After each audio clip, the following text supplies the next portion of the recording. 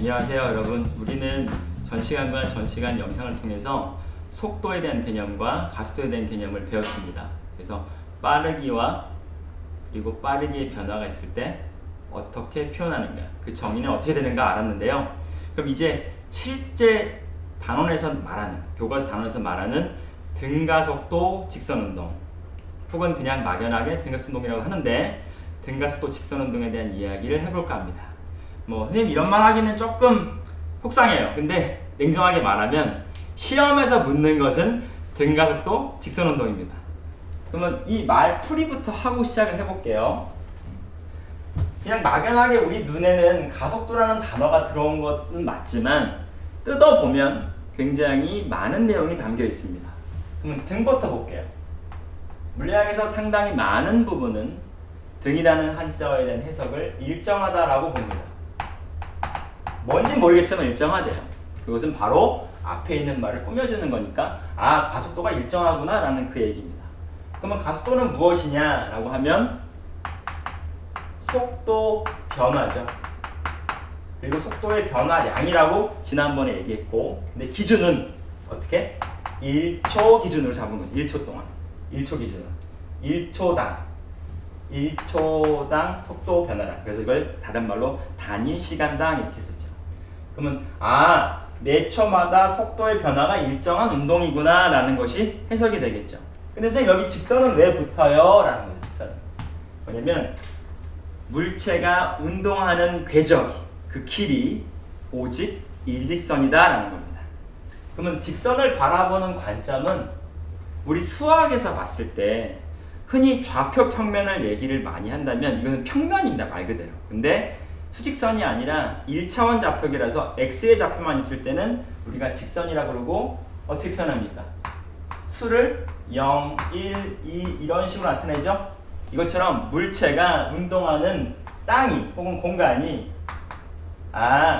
여기서만 왔다 갔다 하는구나 라는 걸로 제한한다는 거죠. 따라서 종합하면 이렇습니다. 물체는 직선상에서만 움직이는데 그때 매 초당 속도의 변화가 일정한 운동을 통틀어서 일컫는 말이구나 라는 것입니다. 그러면 등가속도 직선운동을 정의는 알았는데 우리 생활에서 우리가 바라보는 삶에서 무엇이 가장 좋은 예시가 될 수 있느냐?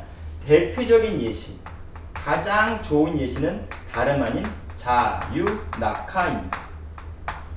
1학년 통합과학에서 자유낙하와 수평으로 던진 물체 운동을 배운 적이 있어요. 근데 우리 2학년 물리학 1에서는 자유낙하를 배우지만 얘는 배우지 않아요. 그래서 이거는 잠깐 배제하고 그건 나중에 물리학 2에서 배우면 됩니다. 자유낙하를 가지고 이야기를 해볼게요. 그러면 칠판 지우고 다시 시작하겠습니다. 등가속도 직선운동에서 가장 대표이고 가장 중심이 되는 운동인 자유낙하에 대해서 이야기를 나눠볼까 합니다. 그러면 간단하게 영상 하나 보고 시작할게요. 6, 5, 4, cameras on, 2, 1, release.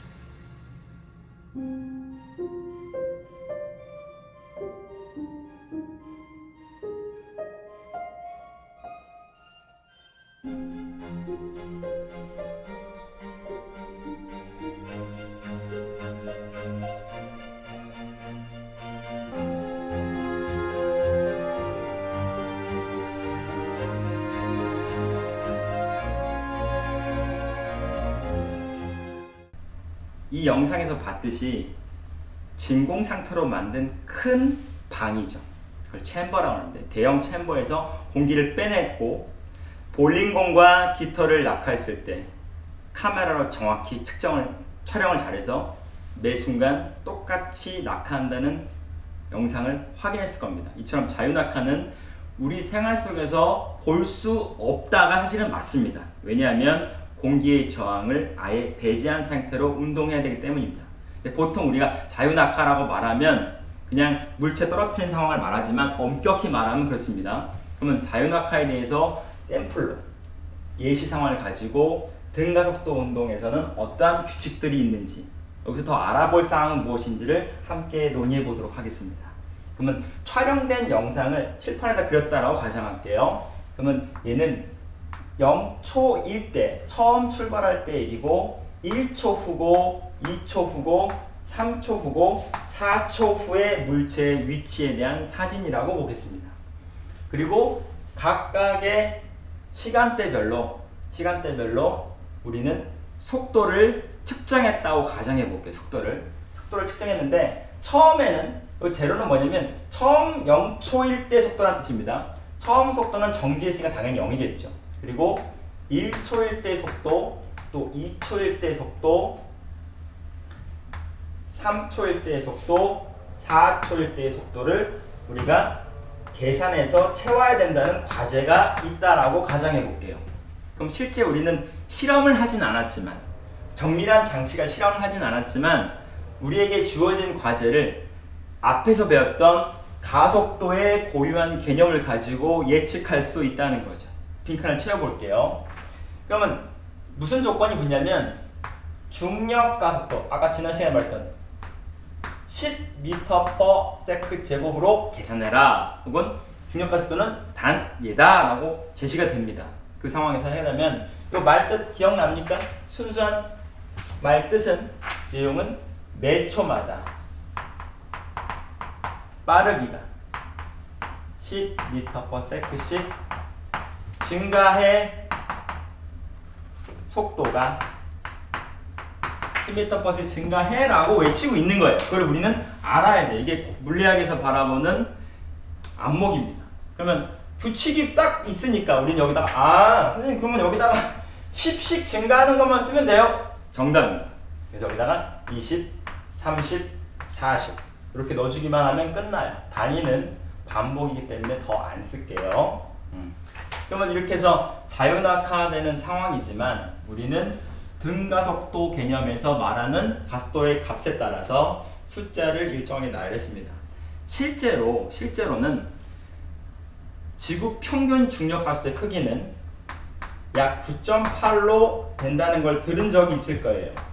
근데 왜 이 숫자를 안 쓰고 10을 썼냐면 계산 과정이 복잡하기 때문에 배려한 거죠.